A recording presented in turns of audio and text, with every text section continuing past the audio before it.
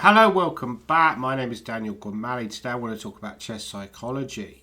So if you use these 7 psychological tricks, you're going to win your chess games. You're going to improve your chess results. I'm going to explain what those 7 golden psychological tricks are in this blog that I've written. And number 1, look bored when it is your opponent's turn to move. So as I write in the blog, everyone seems to use this now, literally everyone. I don't really use it myself because I'm a nice guy, right? But if you wanted to use it, this is what you would do. Essentially, when it's your opponent's turn to move, look extremely bored and disinterested. So essentially, it's like you know what's going on, they don't. That's the whole thing. And you're just bored, you're waiting for them to move, you're rushing them into play, anxious to see whatever rubbish they come up with. This will rush them into a response. After all, the game is essentially already decided. You're definitely going to win, judging by your body language. Have a look around at the other games, ideally with a look of contempt on your face. In fact, have a look at anything apart from your own game. It's so easy for you, this game. You know everything. In comparison to your witless opponent who is completely helpless and you just basically know everything about the game. That's your whole outlook in that game. You just know everything about the game. You're bored, waiting for them to resign. Okay, let's move on to number 2. Number 2 is stand by the board. So Magnus Carlsen, in my opinion, is a master psychologist. Even though obviously he's a great chess player as well, he's got the moves to back it up. I also think he's quite clever, quite astute at using psychology. And he started this craze. I don't think he does it so much anymore, but there was a period where he was at his peak, where he would stand by the board. He would stand where he was supposed to be sitting, he'd be standing. And his opponent would be sort of beavering away, and Magnus would have to create this kind of sort of persona of being this dominant force. It's essentially like you're doing a simul. So stand by the board. I personally find this incredibly off-putting when my opponent does that. So you should use it. You know, there's nothing in the rules to say you can't stand by the board. However, if you are affected by this, you can complain to the arbiter in theory and say, look, that person is standing by the board. It's annoying. Please, can you stop doing it? Okay. Number 3 is turn up late for the games. So this is another Magnus Carlsen special trick. He is often late for his games. I think there's a famous incident at last year's was it in Istanbul? No, it was in Hungary, I believe, Budapest, where he turned up very late for his game.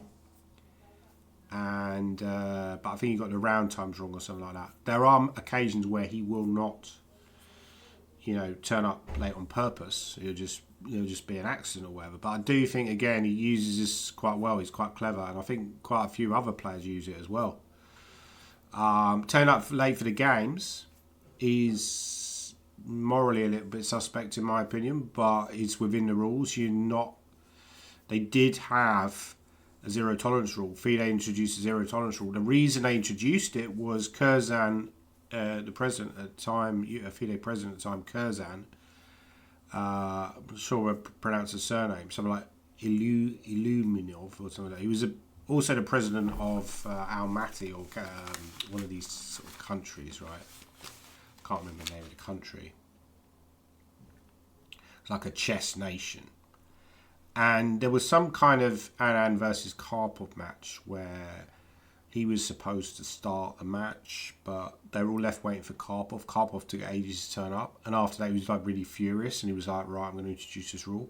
But it didn't really go down well in chess. I think there was also quite a well-known case where something like the FIDE World Cup or the World Rapid or something like that, people turn up late for a rapid play game, like 30 seconds late, and they got defaulted.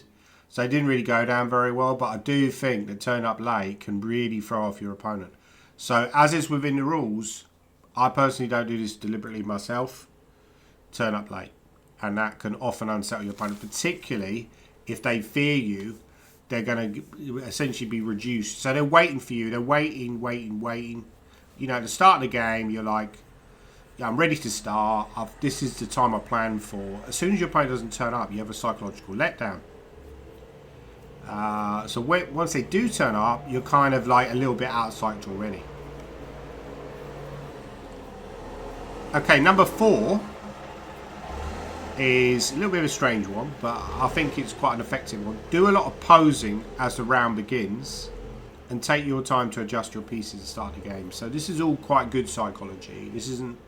Some of the other stuff is gamesmanship, but this is actually quite clever psychology where you're essentially taking... Magnus does this again, you know, he does all these psychological tricks where, you know, you take your time. Even in a blitz game, I've seen him, he'll take his time adjusting his pieces, you know, he'll play slowly.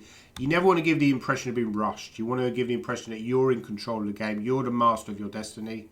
So again, that's good psychology. Take your time and adjust your pieces and make all your movements quite measured and quite slow.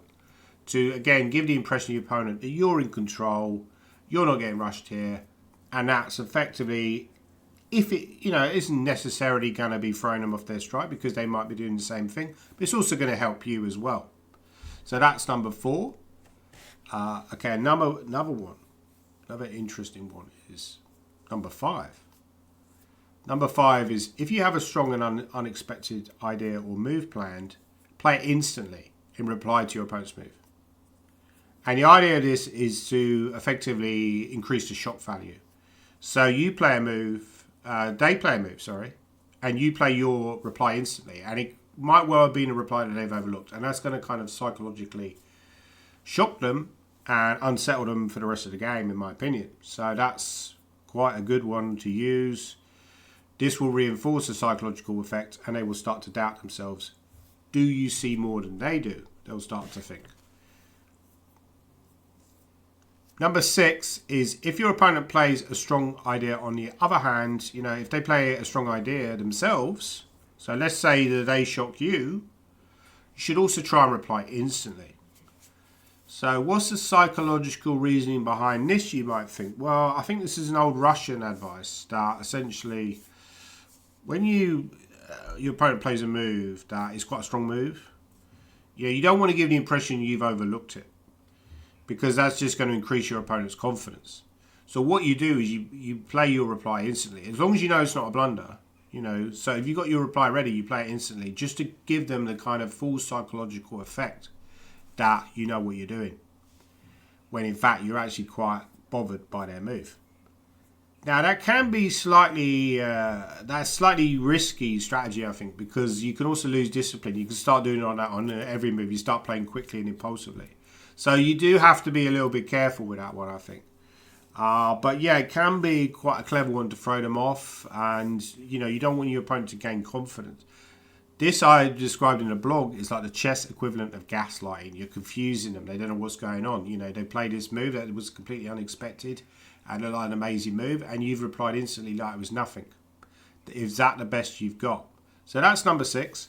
Number 7, again, slightly controversial one. This one, like most of these. Number 7 in my tips is if you win the game, I actually put down 8 tips in total. Storm off and refuse any feeble requests for post-mortems. In fact, don't even reply. Your opponent may be horrified by your rudeness, but it will pay off in the long run. They will feel suitably pathetic at the board. So I noticed that a few Russian players did this. So I think, again, it might be old Russian advice. That basically, as soon as you finish your game, you don't bother to indulge in any post-mortem. You don't give your opponent any kind of respect. You just walk off, right? Or storm off or whatever. You run off. Because then they kind of feel belittled. They feel insignificant. And you're reinforcing that for them. And the next time they play you, they're probably going to feel even more intimidated. So, you know, once you indulge them in the post-mortem, then they might lose their fear of you. So these are my 7 tips to be... These are my 7 psychological tricks. There is a bonus one as well. There's number 8 I put down. If you play a strong move, shoot them a little stare. I've noticed Faustino Oro's, this prodigy from Argentina. He does that a lot. When he plays a move that his opponent has overlooked, or he thinks they've overlooked, he'll just shoot them a little stare afterwards to kind of reinforce the strength of that move.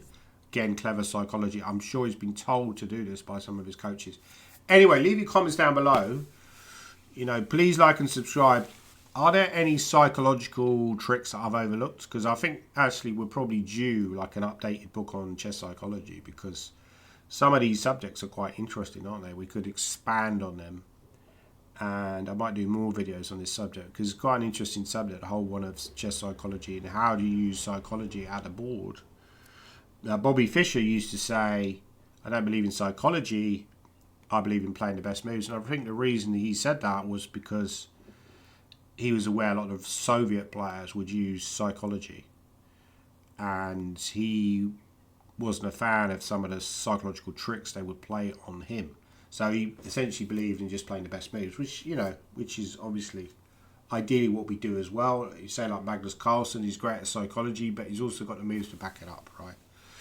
But anyway, those are my advice. Leave your comments down below, and please like and subscribe so this video can get promoted on the algorithm.